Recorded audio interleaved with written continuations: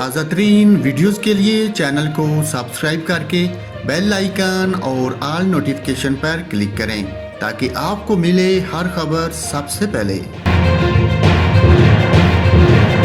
اور افغان طالبان کے ترجمان ذبیح اللہ مجاہد نے افغانستان کے آخری صوبے پنجشیر میں فتح کا اعلان کر دیا۔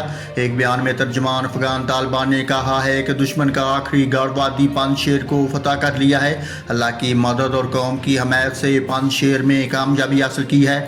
ذبیح اللہ مجاہد نے اپنے ایک بیان میں کہا کہ اللہ کی مدد اور قوم کی سپورٹ سے پنجشیر میں کامیابی حاصل ہوئی ہے۔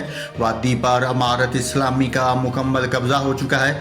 ترجمان ذبیح اللہ مجاہد نے بتایا کہ شمالی اتحاد کے متعدد کمانڈر اور جنگجو مارے گئے، کئی فرار ہو گئے۔ امید ہے پنجشیر کے عوام کو آئندہ استحصال کا نشانہ نہیں بنایا جائے گا۔ انہوں نے کہا کہ پنجشیر کے عوام ہمارے بھائی ہیں، کوئی انتقامی کارروائی نہیں ہوگی، ہم سب مل کر ملکی ترقی اور خوشحالی کے لیے کام کریں گے۔